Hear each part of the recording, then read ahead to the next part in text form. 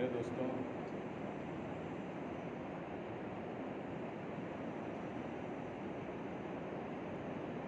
دنیا کی تاریخ کے اندر ایک بہت بڑا قصہ بنا جو نہ پہلے بنا تھا نہ کبھی ایسا بنے گا۔ ایسا واقعہ بنا دنیا کے اتہاس کے اندر، دنیا کی تاریخ کے اندر۔ یہ جو قرآن جو ہے ہمارے لیے ایک رہنما ہے، اور اس کی ایک ایک آیت ہمارے لیے ہدایت ہے، لیکن کبھی اس کے اندر ہم غور نہیں کرتے۔ قرآن ہم پڑھتے ہیں، اس کی تلاوت کرتے ہیں، کوئی بیماری کے لیے پڑھتا ہے، کوئی اپنے گھر کی افتتاح کے لیے پڑھتا ہے، کوئی موت کے لیے پڑھتا ہے۔ سب اپنے اپنے فائدے کے لیے قرآن اس کو فائدہ دیتا ہے۔ قرآن اس کو جو جس نیت سے پڑھتا ہے اس کو فائدہ دیتا ہے۔ لیکن اللہ تعالیٰ نے قرآن کریم کو جو نازل کیا ہے، اس کی ایک ایک قرآن کا ایک ایک حرف، ایک ایک آیت، ہم نے اس کے اوپر کبھی تفکر، کبھی غور نہیں کیا کہ ایک آیت، پورا قرآن نہیں، قرآن کی ایک آیت اگر آدمی اس کے اوپر غور کرے اور اس کے اوپر عمل کرے تو اس کی زندگی کے لیے کافی ہے۔ ایک آیت قرآن یہ جائے کہ پورا قرآن اللہ تعالیٰ نے ہم کو دیا، پورا قرآن ایک ایک آیت پر غور کریں کہ اللہ تعالیٰ ہم کو کس طرح، اپنے بندے کو کس طرح سمجھا رہا ہے۔ ایک باپ اپنے بیٹے کو جس طرح سمجھاتا ہے، اپنے چھوٹے بیٹے کو ایک باپ سمجھاتا ہے، کتنے پیار سے، کتنے پیار بھرے اور محبت کے انداز کے اندر سمجھاتا ہے، اسی طرح ایک قرآن کریم کے اندر اللہ تعالیٰ اپنے بندے کو سمجھاتا ہے پیار سے کہ میرا بندہ کس طرح غلط راستے سے سیدھے راستے پر آ جائے، کس طرح میرا بندہ جو میں نے جنت بنائی ہے وہ جنت میں جانے والا کس طرح بن جائے میرا بندہ۔ اللہ تعالیٰ بہت پیار کرتا ہے اپنے بندے سے، بہت پیار کرتا ہے۔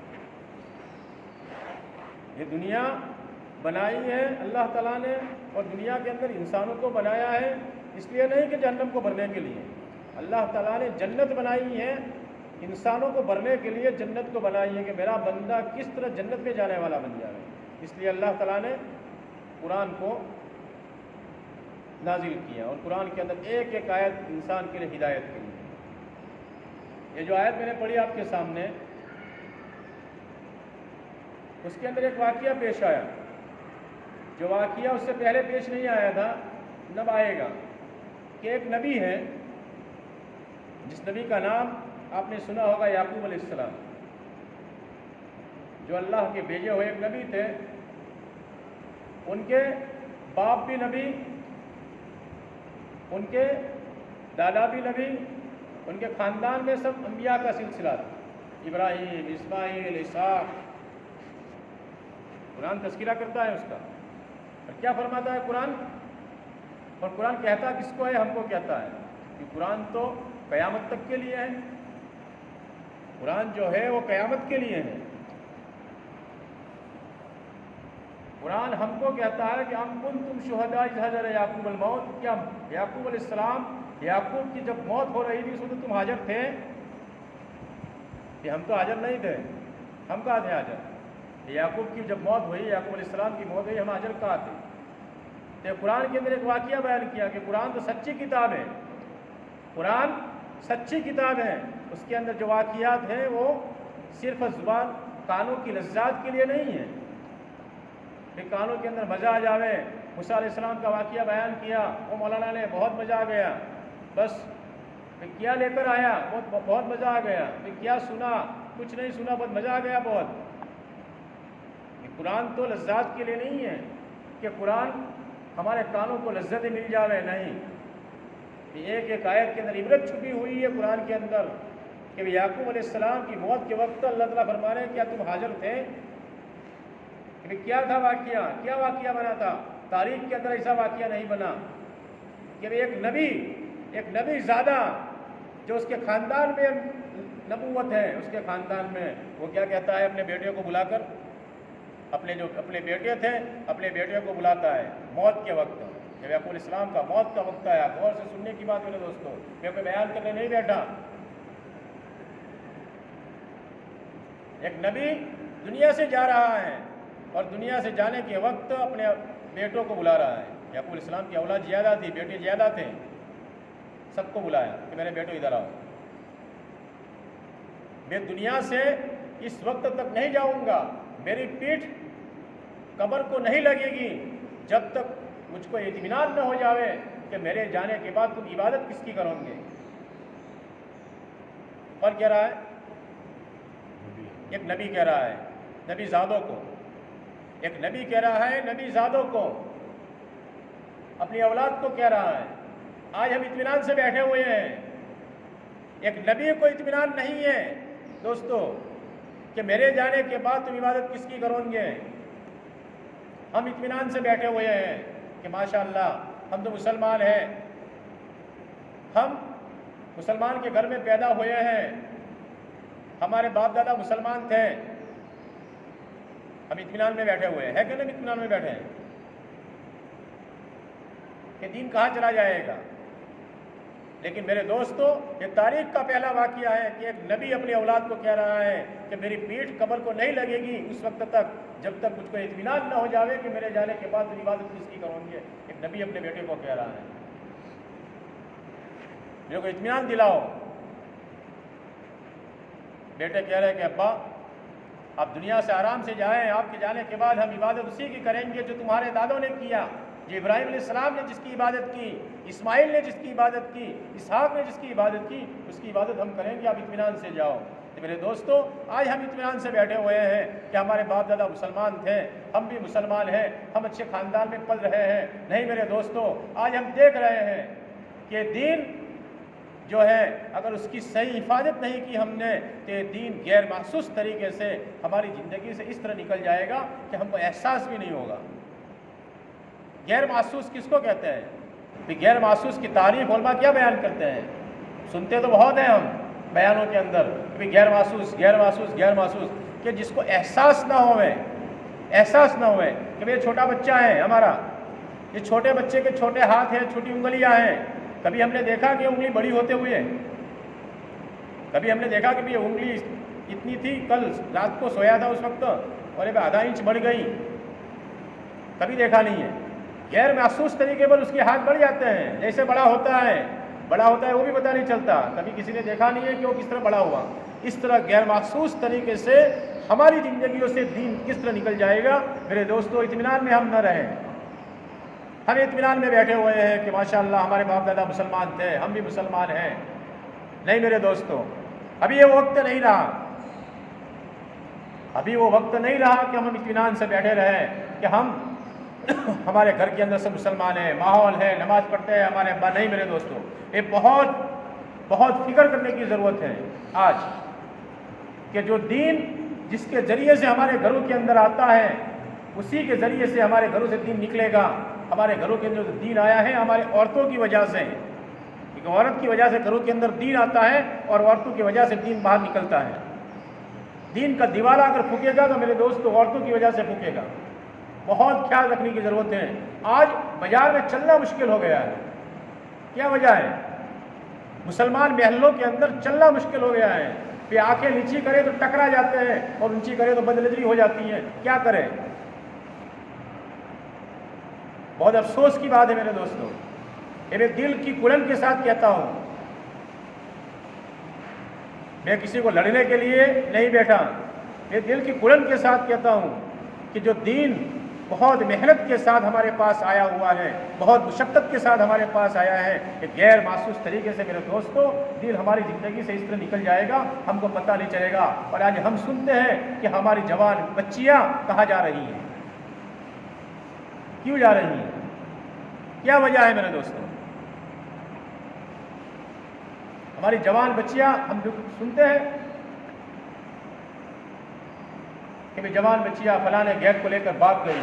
یہ واقعہ ایک مرتبہ ہم یہاں نام نہیں لیتا میں یا جوان کی جماعت میں تھے، تو ایک مولانا ہماری طرف کے مولانا تھے. مولانا نے فرمایا کہ دیکھو مولانا وہ سامنے بیٹھے ہیں، وہ ذمہ دار ہیں یہاں کے، ذمہ دار یعنی جماعت میں لگے ہوئے ہیں، ماشاء اللہ ذمہ دار تھے.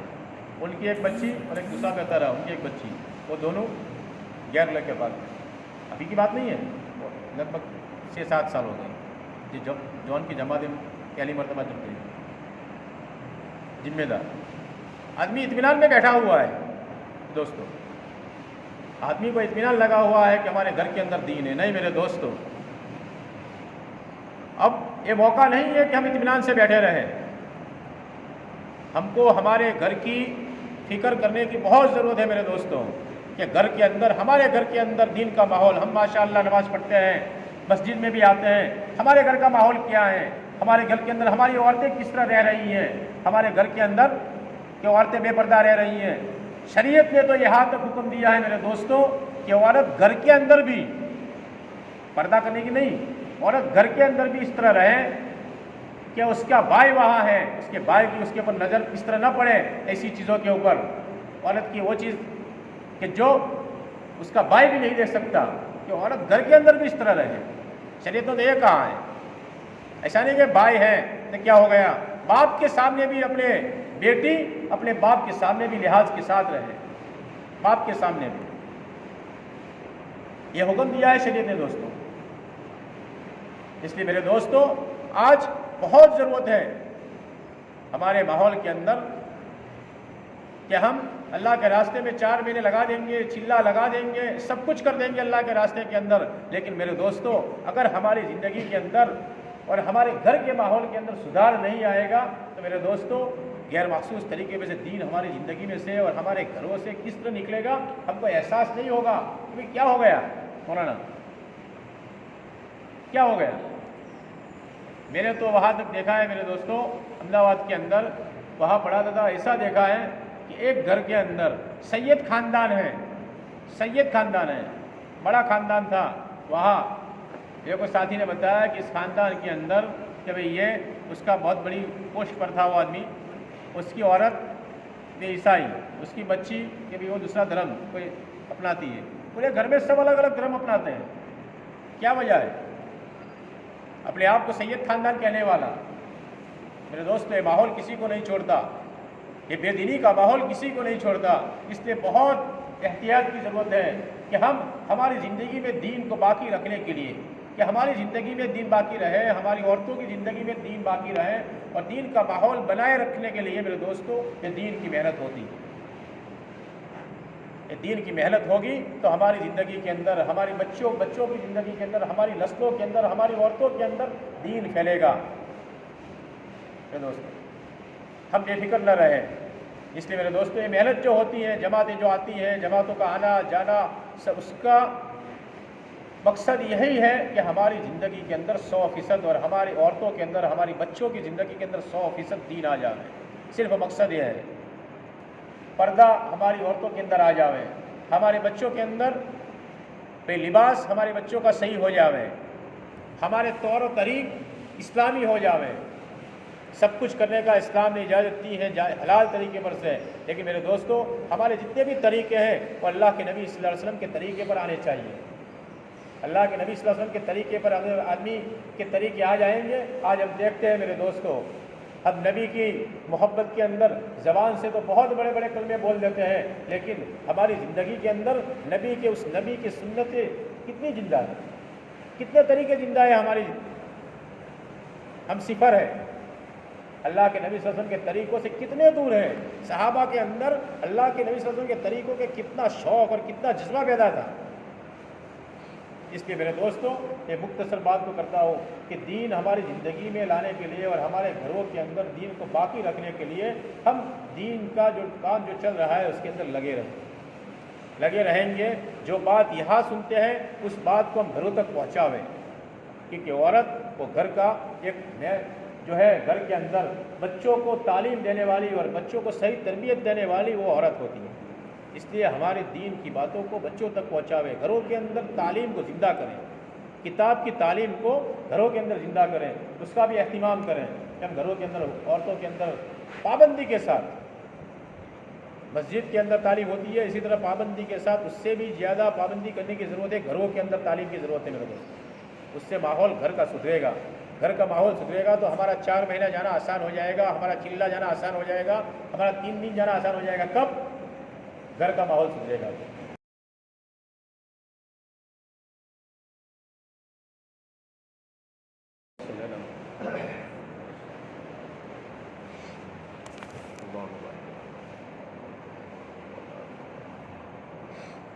ربنا ظلمنا انفسنا وان لم تغفر لنا وترحمنا لنكونن من الخاسرين ربنا آتنا في الدنيا حسنة وفي الآخرة حسنة وقنا عذاب النار ربنا لا تزغ قلوبنا بعد إذ هديتنا وهب لنا من لدنك رحمة رب ارحمهما كما ربياني صغيرا رب اغفر لي ولوالدي ولمن دخل بيتي والمؤمنين والمؤمنات والمسلمين والمسلمات والأحياء والأموات ربنا لا تؤاخذنا إن نسينا ربنا ولا تحمل علينا إصرا كما حملته من قبلنا ربنا ولا تحملنا ما لا طاقة لنا به واعف عنا واغفر لنا وارحمنا أنت مولانا فانصرنا على القوم الكافرين فانصرنا على القوم الحاسدين فانصرنا على القوم الظالمين القوم الكاذبين يا أكرم الأكرمين يا أرحم الراحمين يا ذا القوة المتين يا صاحب المستقيم اے مولا ہمارے گناہوں کو معاف کرنا، اے مولا ہمارے خطاؤں کو معاف کرنا، اے مولا ہماری خلوتیں جلوتیں ہر وقت تیری نافرمانی میں گزری ہیں، اے مولا تو بڑا کریم ہے، مولا آپ نے بڑے بڑے گنہگاروں کو معاف کیا ہے، اے مولا ہم گنہگاروں کو بھی بخش دیں، اے مولا ہم گنہگاروں کو بھی بخش دیں، اے مولا تو 70 ماؤں سے زیادہ رحم کرنے والا ہے، اے مولا 70 ماؤں سے زیادہ رحم کرنے والا ہے، ہم گنہگاروں کو اپنی رحمت کی آغوش میں چھپا دے مولا، اے مولا ہم جو بھی بات کہی ہے اے مولا اس کے اوپر تو عمل کرنے کی توفیق عطا فرما، اے کریم مولا یہ دین کا کام جو پوری دنیا میں چل رہا ہے اس کو اے میرے مولا پوری دنیا کے اندر عام کر دے، ہر کچے پکے مکان کے اندر پھیلا دے، اے میرے مولا دین کا جھنڈا پورے عالم کے اندر کر دے، اے کریم مولا تیرے نبی کا لایا ہوا دین، تیرے نبی نے اس دین کو اپنے خون سے سینچا تھا، یہ دین کو میرے مولا اس کو مٹنے مت دے، اے مولا اس دین کو مٹنے مت دے، اے مولا اس دین کو پورے قیامت تک پوری دنیا کے اندر پھیلا دے، اے میرے مولا اس کے لیے تو ہم کو قبول کر دے، میرے مولا اس کے لیے تو ہماری نسلوں کو قبول کر دے، اے میرے مولا تو ہماری دعاؤں کو محبت میں اپنے فضل و کرم سے اور تیرے نبی کے سب کے حضور میں قبول کرنا، ربنا تقبل منا انک انت السمیع العلیم وتب علینا انک انت التواب الرحیم سبحان ربک رب العزة عما یصفون وسلام